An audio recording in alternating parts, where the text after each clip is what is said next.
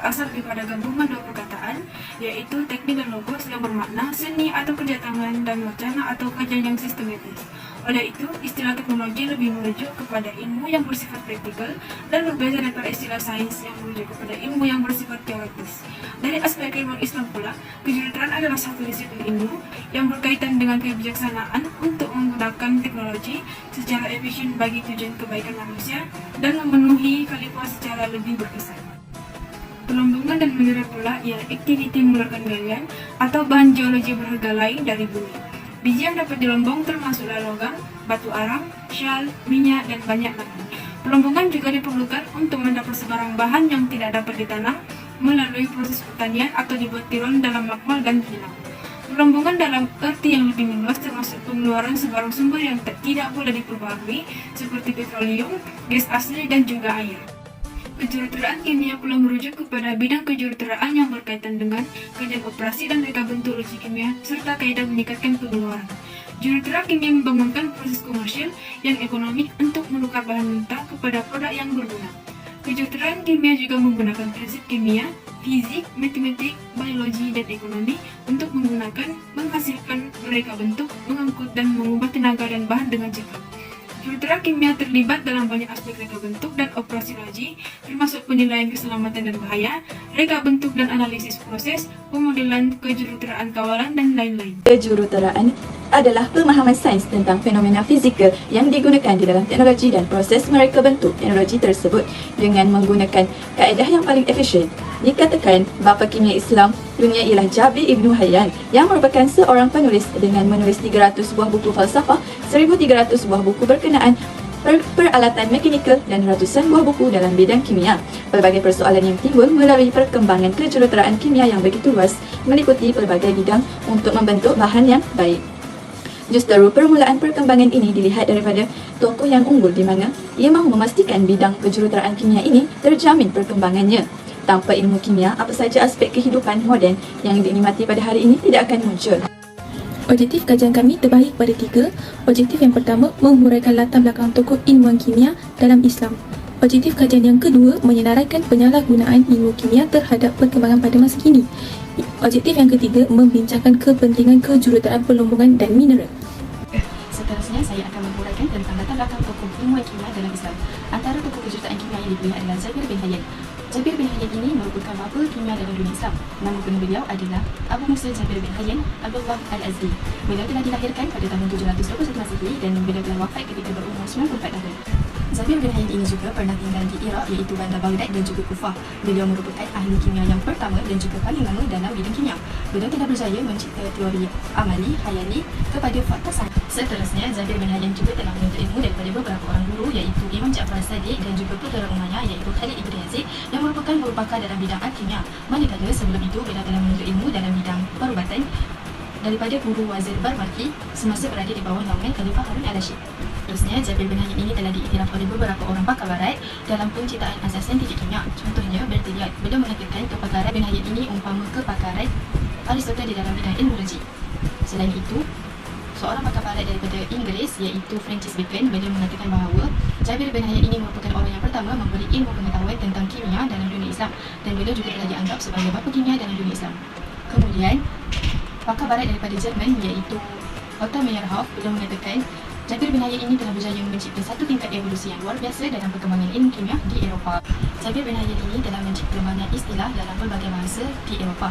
Kemudian, beliau telah memperkenalkan penyiasatan penyelidikan dalam bidang al-kimia yang lebih moden. Jabir bin Hayyan ini juga telah mempunyai makmal yang terkenal dan telah menghasilkan 100 buah buku falsafah. 22 daripadanya adalah berkaitan dengan bidang kimia dan al-kimia.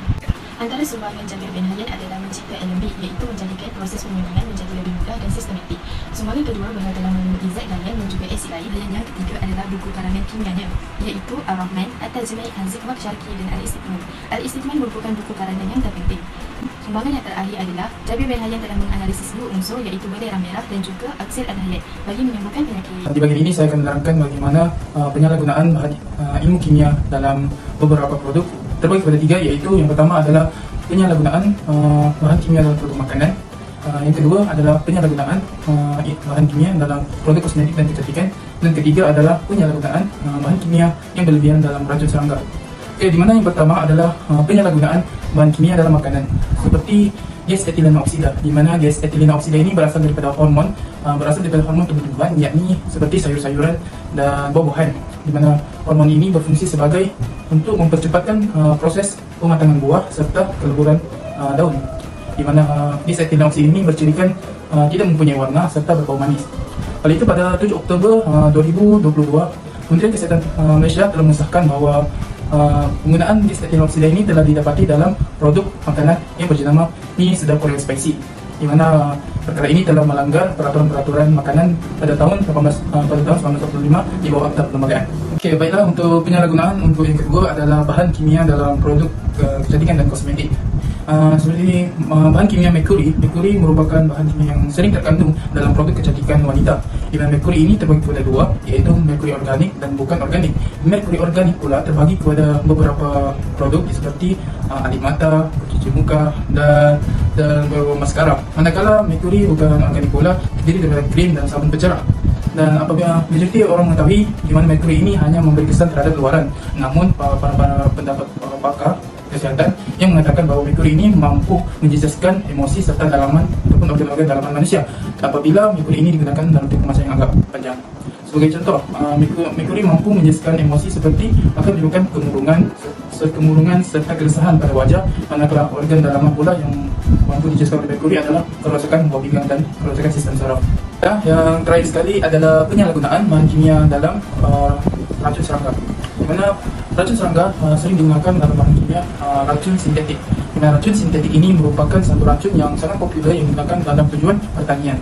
Di mana racun sintetik ini berfungsi sebagai untuk meningkatkan hasil pengeluaran pertanian yang berganda-ganda. Namun jika penggunaan racun sintetik ini diteruskan, maka akan menyebabkan beberapa kehidupan yang akan terjejas. Sebagai contoh, jika racun sintetik ini disebarkan ke tanah lalu diserap oleh tanah dan akan menyebabkan seperti haiwan seperti kambing dan lembu akan memakan rumput itu dan akan menyebabkan racun ini akan terkandung dalam haiwan tersebut, dan di mana daging kedua-dua haiwan ini akan dimakan oleh manusia. Seterusnya adalah bagaimana racun ini akan tersebar ke dalam sungai ataupun laut, di mana apabila sungai dan laut ini tersebarnya oleh racun, maka kehidupan akuatik seperti udang, ikan akan terjejas dan menyebabkan memberi impak terhadap kehidupan manusia, di mana keperluan manusia ini sangat memerlukan sumber makanan daripada kehidupan akuatik.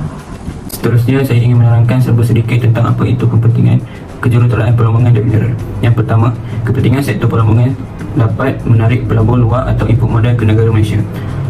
Ini kerana penemuan sumber asli yang menguntungkan dapat menarik minat pelabur asing untuk menanam modal di negara kita. Contohnya, penemuan petroleum dan gas asli telah menarik minat syarikat minyak asing dari Britain, Amerika Syarikat dan lain-lain untuk melabur di Malaysia.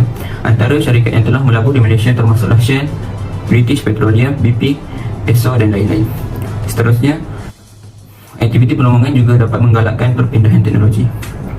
Ini kerana pengambilan teknologi dari kepakaran terutama dari negara-negara maju dapat menggalakkan lagi perpindahan teknologi tersebut. Kemasukan teknologi membantu perkembangan R&D dalam bidang perlombongan. Contohnya, Petronas mengimport teknologi dari Amerika Syarikat, Britain, Jerman dan lain-lain untuk membangunkan lagi perlombongan petroleum dan industri asas petrokimia Malaysia. Kepentingan sektor seterusnya ialah dapat membangunkan infrastruktur dan prasarana bagi keperluan untuk kerja-kerja pengeluaran, pemasaran hasil dan pembangunan sumber. Di samping itu, kemudahan ini dapat digunakan oleh penduduk tempatan seperti jalan raya, jalan kereta api, kemudahan pelabuhan, kemudahan elektrik dan lain-lain. Sebagai contoh, kegiatan perlombongan biji timah suatu ketika dahulu telah mewujudkan jalan kereta api dari Taiping ke Port Vale. Jalan raya juga diwujudkan dari Batu Gajah ke Kampar dan ke Ipoh. Pembangunan pelabuhan untuk mengeksport hasil-hasil perlombongan seperti Pelabuhan Klang, Pulau Pinang, Lutong dan lain-lain. Pada kumpulan saya mengenai kesimpulan yang telah kami dapat dalam kajian ini. Hasil dapatan kajian telah menunjukkan bahawa kejuruteraan Islam ini telah berkembang dengan sangat pesat. Lebih-lebih lagi kejuruteraan perlombongan dan mineral serta kejuruteraan kimia. Namun begitu, ciptaan manusia ini mempunyai lohong-lohong atau lubang-lubang yang jadi membuatkan ada kesan baik dan kesan buruk. Hal ini dapat dibuktikan melalui objektif yang telah kami kaji dan teliti. Allah SWT telah berfirman dalam Al-Quran, Surah Al-Luqman ayat yang ke-26 yang membawa maksud, sesungguhnya segala di bumi dan di langit itu milik Allah SWT dan sesungguhnya Allah itu maha kaya. Daripada ayat tersebut, kita dapat simpulkan bahawa segala yang di bumi ini adalah milik Allah SWT. Jadi, kita sebagai manusia patut bersyukur dan berterima kasih kerana diberi peluang untuk memanfaatkan hasil-hasil bumi untuk kepentingan umat sejagat.